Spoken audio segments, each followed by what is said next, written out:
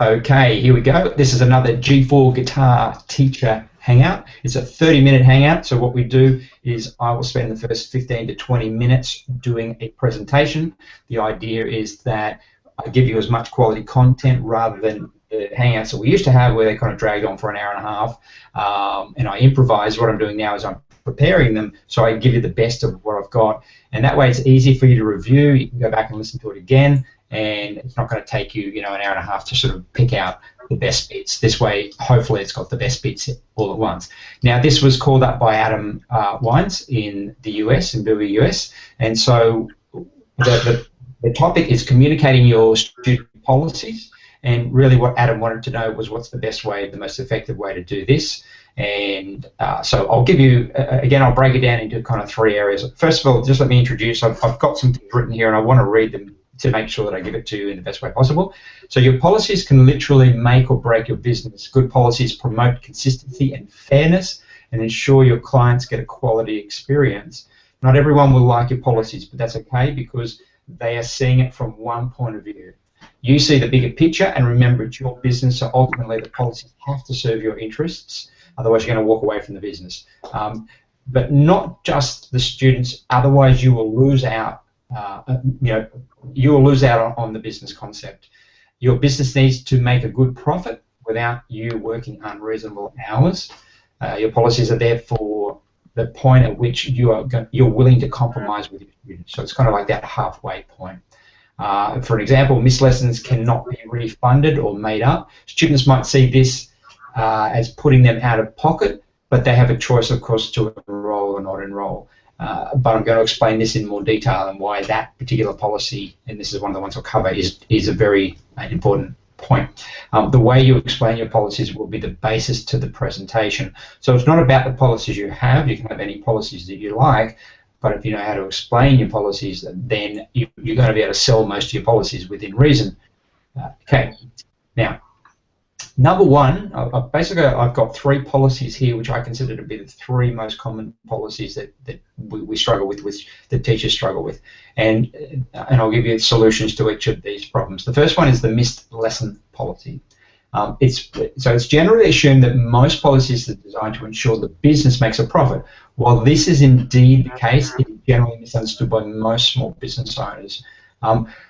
A small business owner, like anyone, values their time and is conscious of money. When a guitar teacher experiences missed lessons, they are primarily thinking about how it affects their income. But here's the thing. Your students generally don't care about you and your financial problems, sadly. They are paying customers, and all they care about is what they're getting in return for what they're paying. Put yourself in their shoes for a minute. Think about it. Do you really want to pay for something that you did not receive? Sure, it's their fault if they miss the lesson, but still they don't want to pay for the privilege of booking a time. They want something for their money, whether they deserve it or not. The real problem is you're asking them to compensate you for your time. Now, for example, I'm going to sort of show you how I would respond to a student with this, how teachers often respond, and then I'll give you how I recommend that you should respond. So here's an example. There are no refunds for missed lessons because I lose money. And this is often what you may, whether you verbalize it or not, you still often put it across subtly. You miss the lesson, I can't refund that lesson, and that tells the student it's all about money for me, and I'm sorry, but you're not getting your money back. So that's a very quick and easy way to upset a student, and often to lose a student. So there are no refunds. Having that policy, you probably won't get a lot of sympathy from your students. In fact, money should never be discussed. I'll say that again. You should never be talking about money with your students in regards to your policies. It's a very quick way to get them off guard. To upset them and to turn the relationship into a sour one once you start talking about money. You deserve to be paid, of course, but avoid justifying your policies based on how their behaviour affects you. And this is the two things I'm talking about here is money and how it affects you. So just keep those two in mind. Your mission is to help people become successful on guitar. That's what you put out there. That's what you're saying that you do, and you really want to make sure that that's the focus of what you're presenting to your audience.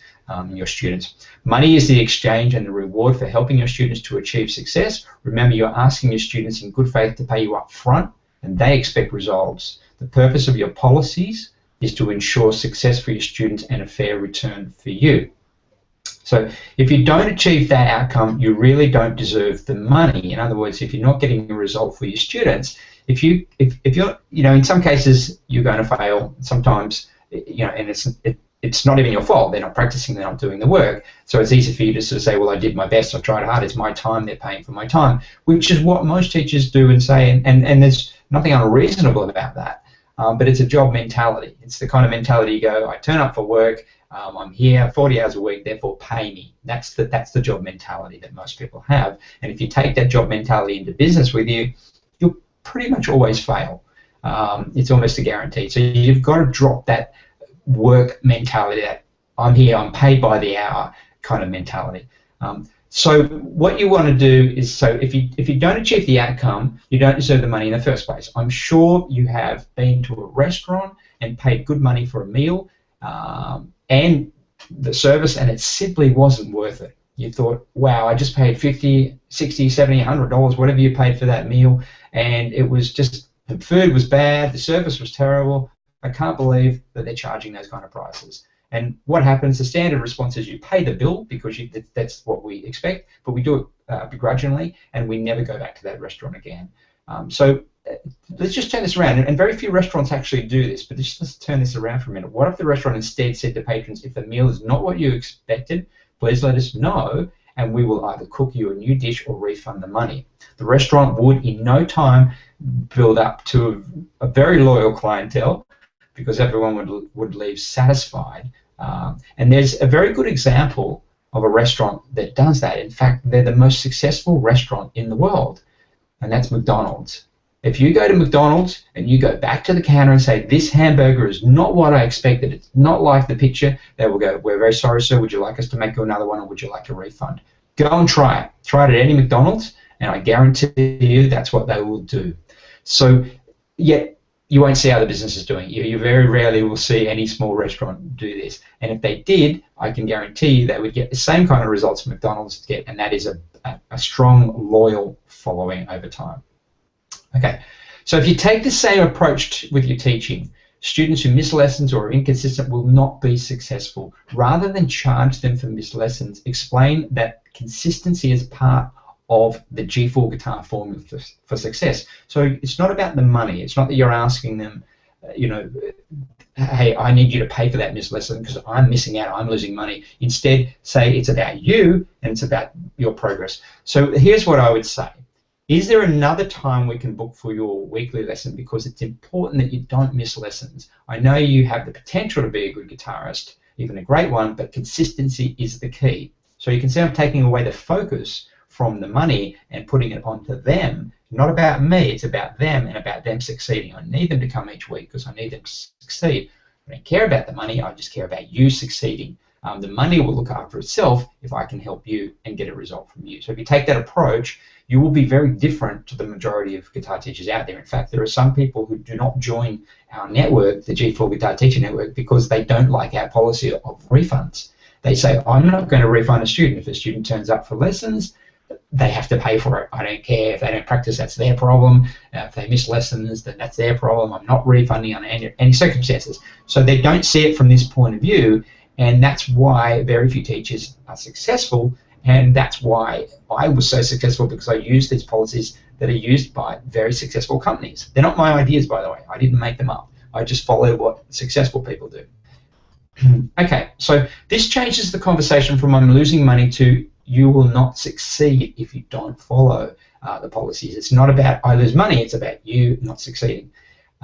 So this is about getting it back, and I'll say it one more time, it's about getting it to making it about them and not about you. And if you can do that, you will have very few problems with the missed lesson policy. Okay, number 2, and this is the one that Adam wanted to know about, was PayPal subscription policy, and I know it's one that a lot of you are having some issues with, and so let's have a look at it. So how do you get people to pay via a PayPal subscription? People will react in different ways when you ask them to subscribe via PayPal, depending on two main factors. The first factor is how they feel about PayPal itself. Nothing to do with you, it's the PayPal medium. And number two is how they feel about your lessons. So what I'll do is I'll address one at a time. Let's just start with PayPal, because this is one that they often say, and people say, I don't want to use PayPal. And then they had the big debacle with, I think it was Target in the US, where they hacked into people's PayPal accounts and whatever. And I think a few people lost some money, but I don't think many people had any problem. I think those who did got reimbursed. So there really was no effect on the consumer there. So firstly, how do they feel about PayPal? Some people don't like PayPal, or they don't know if they don't know it, and therefore it feels too hard, or they just don't like the idea of some kind of contract. Overcoming their objections can sometimes be challenging, but if you address each of their objections up front, you will generally be fine. Let's look at the above objections. So firstly, they don't like PayPal. Find out what their specific dislike is. And this all goes back to your selling, is you need to find out what the objection is, rather than them being general. When people say, I don't like this or I don't like that, I always ask them to be specific. What is it that you don't like? Like I had a guy who said that the G4 guitar method seems to be missing something. Well, what is it missing? I don't know. What is it missing? Be specific. I can't help you unless you're specific. And they didn't know. They couldn't tell me. So when people are general, then you need to get them to be specific before you can help them overcome whatever their problem is. And often they realize, well, actually there is nothing missing. I just thought there was. Now I realize, or often they'll say, oh, I thought there would be more chords. Well, here's where the chords are. I thought there'd be more scales. What scales exactly are you looking for? Oh, I wanted to know more about the modes. Well, the G4 doesn't cover the modes. There's a book over here that you can buy, or a course that you can do here. So having the answers, and once you're specific about what it is that the problem they're having, then you can attack it. So here, find out the specific dislike. So for example, yes, PayPal certainly had a few, this is how I'd respond. Yes, PayPal certainly had a few early problems, but they seem to overcome those issues now. I can't remember the last time I or anyone I know had a real issue with PayPal. Certainly no one's lost money that I know of. The reason we accept PayPal is because it means you don't need to be thinking about, again, you don't need to be thinking about the payment each month. It's automatic, and you can, of course, cancel at any time. I would be happy to walk you through the process over the phone if you like. Second thing is, it feels too hard. Some people just don't want another thing to do. We've all been through that process where we've spent half an hour, 40 minutes filling out a form, and then it doesn't work. It says error, and then you go back and have to do it all again, and you just think, this is madness. I've spent 2 hours on this form trying to get it filled in. So a lot of people have those early kind of problems. So if you can really assure people that it's an easy process, it's a short process, and that it'll only take about 10 minutes. And again, I'm happy to help you and walk you through it over the phone. And you can even, when they bring them in, open your laptop or your desktop and just show them how it's done. Make it very easy for them. Okay, so the third thing is they don't like contracts, and this is often underlying, where they think, I don't want to sign some contract and be stuck with you guys for the next 12 months and find out that I don't really like it, or I can't get out of it. So if you can find out that this is the problem, what you want to do is make it very clear that they can cancel at any time. Here's how I'd explain it. I fully understand, and I for one do not like contracts with PayPal. I should point out that this is not a contract but a subscription. This means you can cancel at any time. You are in complete control. The only reason we use PayPal is because you don't need to be thinking about it. It's a convenience that we want for you, and of course it helps us as well. It's automatic, and you've got full control of cancelling at any time. So again, I'm putting it into terms that they understand. Okay, and the second thing the reason is, of course, nothing to do with PayPal, and it's how they feel about your lessons. And this is more common than you probably realize. And we sometimes don't like to think that it's anything about us or our connection that we've made with the person. But if they don't feel connected, they don't feel they trust you, they're not too sure about your operation, they've done their 5-week intro and they're still, I don't know if this is for me, then that's where they will say, oh, I don't want to use PayPal, because they don't want to. They're kind of halfway there. They still want to continue, but they don't want to subscribe feeling that they've committed for the long term. They just want to do it week by week just to see how the group is, especially when they're joining groups. They're not 100% sure of the groups. And one of the things that I used to do when I realized that this was it, say it was a group, I would actually get them to come and watch a group, or I would time their lessons so they were before a group so they could hang around and watch. And that got easier and easier. As you get more and more groups, it gets easier, because you can say, well, I teach 3 days a week. I've got groups from 4 through to 7 o'clock every day. Just pop in and have a look. I'm not going to ask you to participate. You can just watch.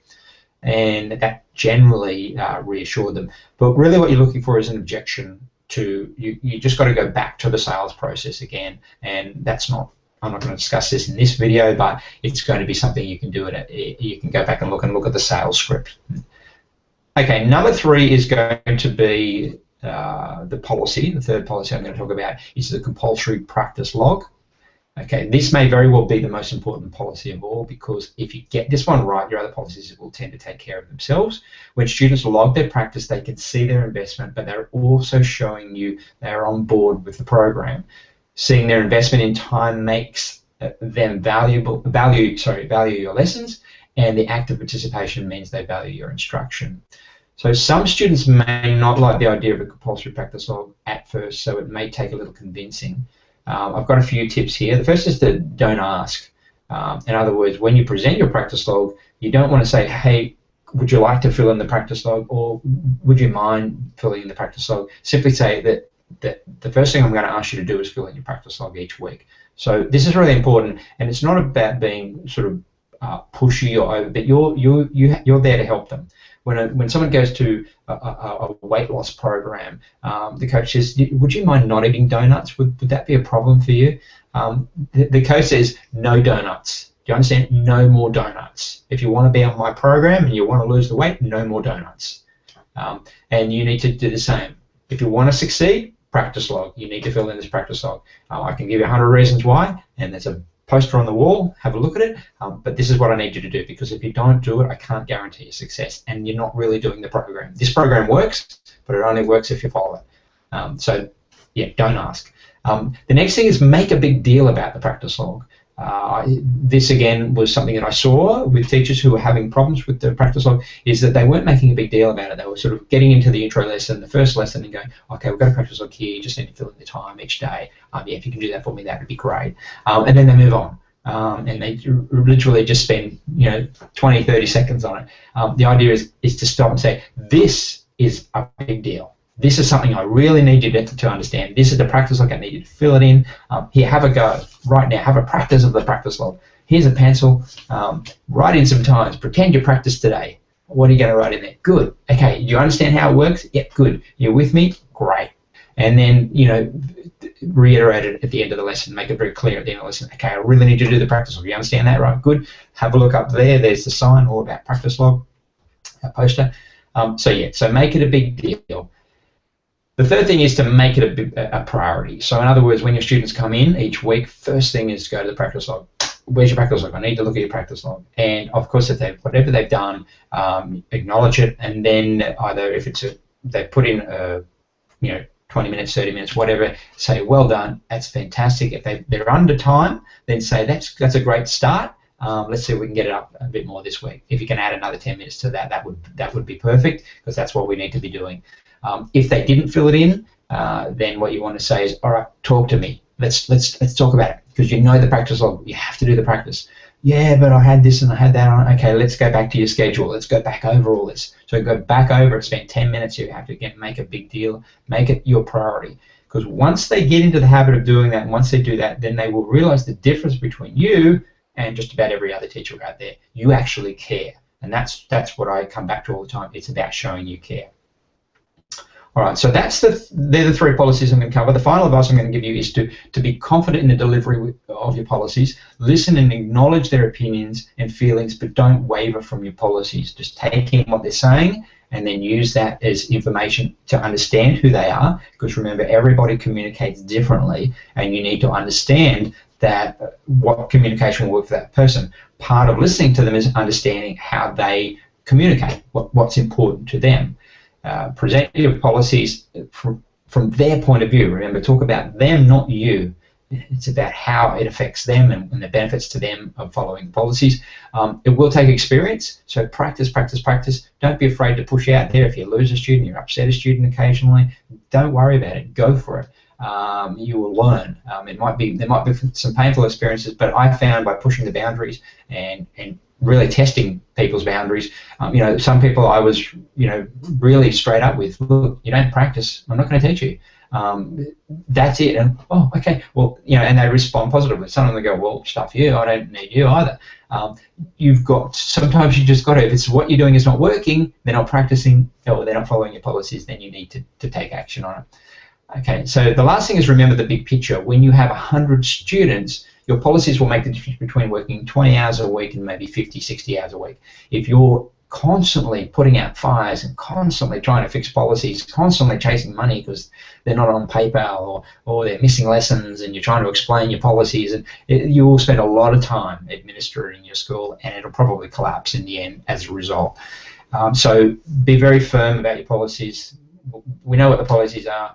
You may not get as many people who don't sign up because they don't want to do PayPal. That's fine. You'll get them at the other end. Okay, so that's it. We're done. I did it in just about 20 minutes. So question time. I'll let Adam ask the first question because he brought this up. Adam, have you got any questions? Yeah. A big policy that we didn't go is the I've been letting. At first, I would just let people like pay the first lesson for the intro, like they could just show up. And at first, it wasn't a big deal because I had students throughout the day, and they show up or don't show up. It doesn't really, I don't care as much. But now that I have a teacher, I've had like 3 or 4 people just not show up for my new teacher. So he's been at my studio, and his time has been completely wasted. So now I'm going to go and enact your policy of the you pay in 48 hours or the spot for you goes forfeit. You know what I'm talking about? I was just wondering, how can I talk to that with the new inquiries? Because I really feel like that can scare the inquiry away. Because they have to pay 48 hours to be done with the whole thing. Yeah, look, I wouldn't be too worried about scaring them away because you can always go back to them. Look, there's these kind of stages and this is something I learned years ago through selling, is the first stage is once you've gone through the sales process and they're happy and they're going, yeah, sign me up, then there's nothing wrong with asking for the money because they've said, I'm on board. Now, if you ask for the money, which I would do is ask for the credit card over the phone. If you don't have that facility, I'd look into it. If they're not prepared to give you the credit card over the phone, or at least not prepared to pay within 48 hours prior to them coming to the lesson, that way you don't have the teacher coming in if you don't want to pay them, then what you basically have there is the opportunity to see whether they have another objection.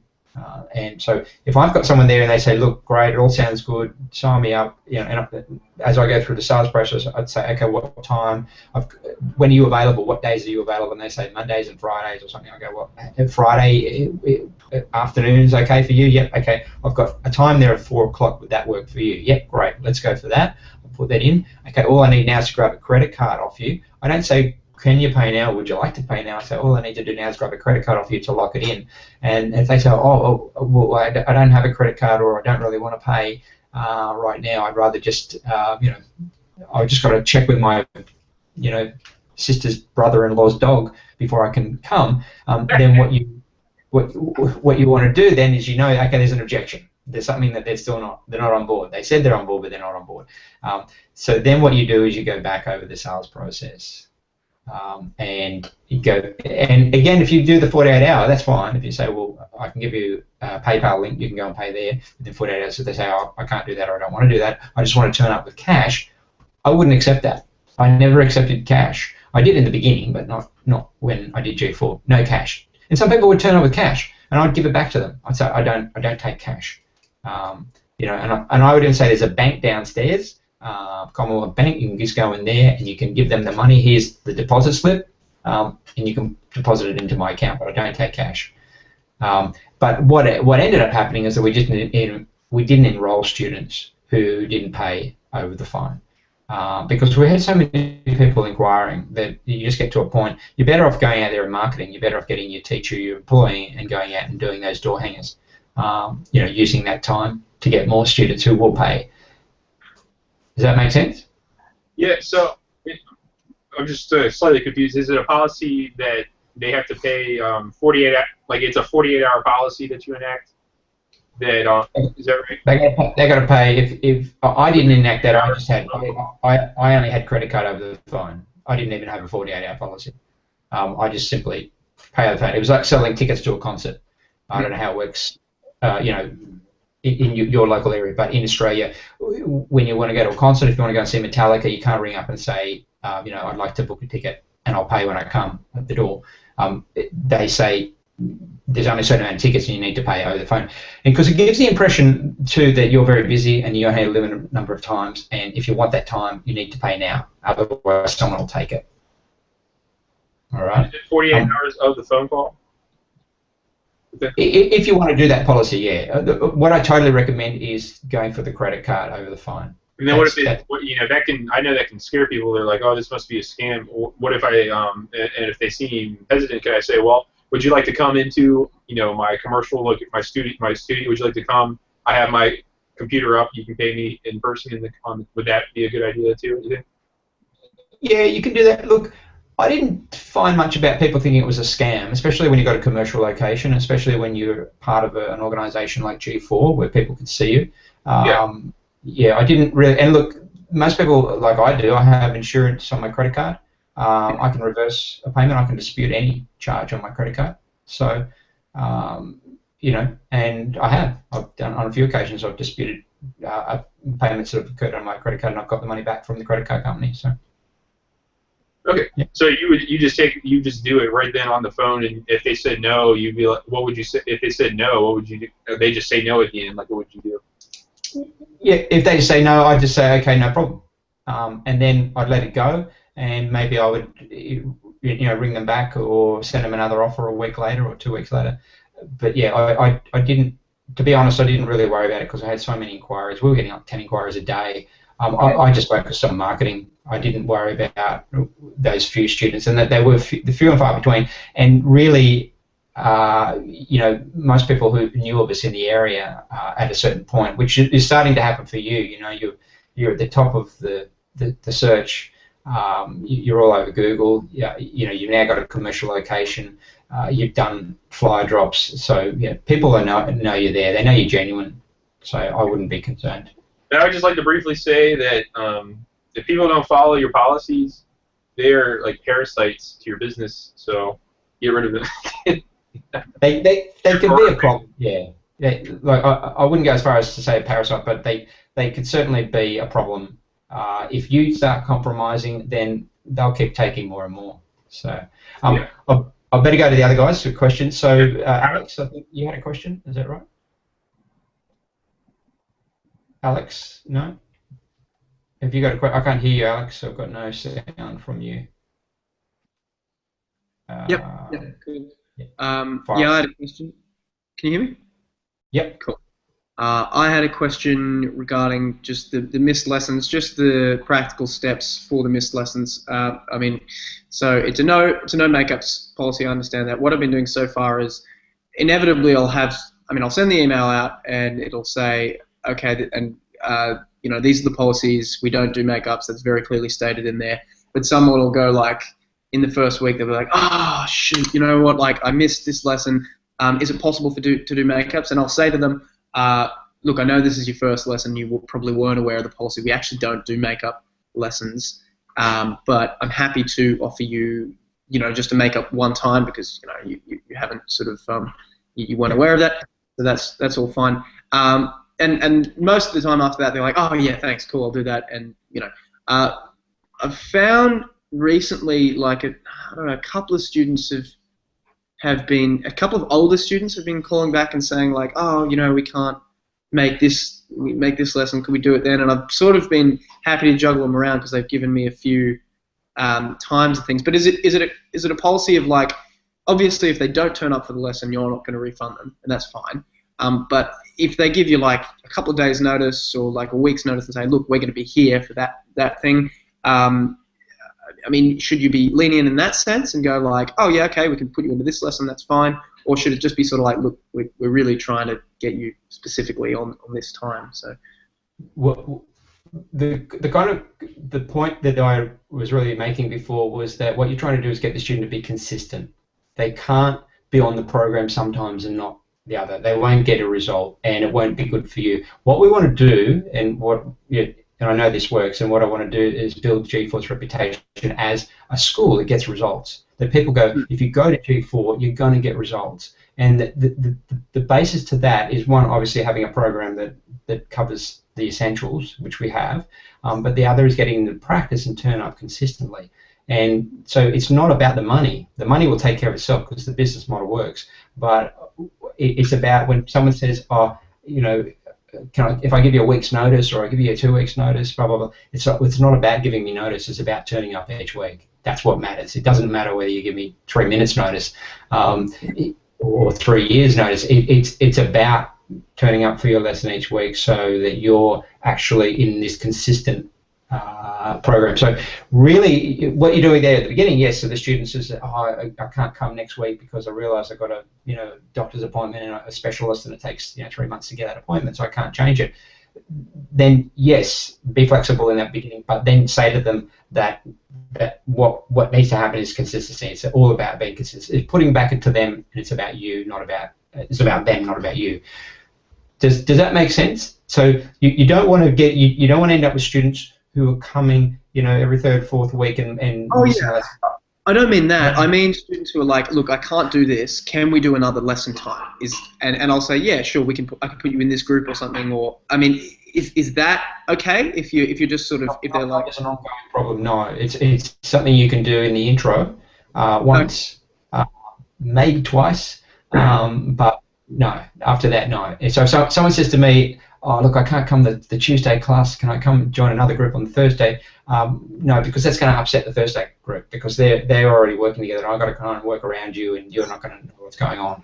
So that's what I would. I wouldn't if they're inconsistent.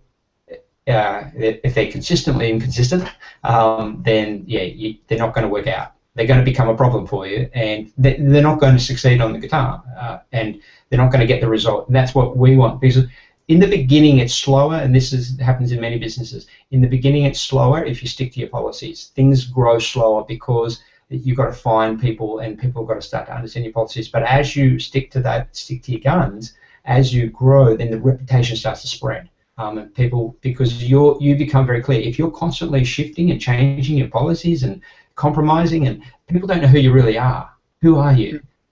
What are you all about? But when you stick to your policies and you stay firm, it doesn't mean you're inflexible. But people get to know who you are and what you're about. Okay.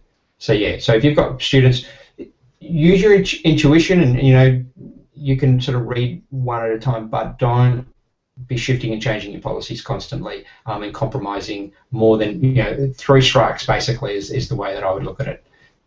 First time, okay, I understand this is our policy. You understand our policy? Yep, great. Okay, good. Make sure you come to the same lesson each week. Always do it again from their point of view. It's because it's really important that you come each week, because consistency is the key. And then they do it again. Say, what are you doing to me, Alex? You know the policy. I can't really do this. All right. Okay. I understand this is a very special occasion. Just this time, it's your grandma's birthday or whatever. Just this time, but from now on, we need to stick to that time. Is that cool? Okay. Now, if it happens again on a very odd occasion, you don't really need to do a makeup. You just say, well, you missed the lesson, dude. We'll see you next week. So, do you understand what I'm saying? You're just trying to avoid problems. Otherwise, when you've got 100 students, 200 students, you're going to have a lot of problems. You're going to have a lot to do. Yeah. Yeah, no, I get it. So it's just consistency of time to reinforce. This is when you lesson. This is when you have to come in. That's what it is. Yeah. Yeah. No. Exactly. I guess there's just a few students I have to sort of clamp down a bit on. But I mean, they're all really keen and they don't want to miss any lessons. But it's just like because they do want to do it, but it's just like, oh, look, I've got this doctor's appointment coming up. Cool. Yeah, it's just about prioritising guitar though. So yeah, I understand. All right, great. Time's up, but did anyone have one last question? Anyone have an important question they want to ask? Yep, go, Michael. Yeah, just in relation to people setting up PayPal, I've come across a few people that, I've managed to get on PayPal even, but they don't have a credit card, they don't use computers. Have you got any specific, would you accept students that flat out just don't use computers and don't have a credit card, and they just seem a bit like, that's a whole new world to them, and they're not really keen on getting into it? Would you accept them at all, or? Probably not. Very rare. That's going to be a rare thing. I'm in Penrith too, so. Sorry. Yeah. I mean, they don't have a computer for two reasons. One is they don't like computers, and the other is they can't afford one. If they can't afford one, they probably can't afford guitar lessons as well. So probably rule that one out.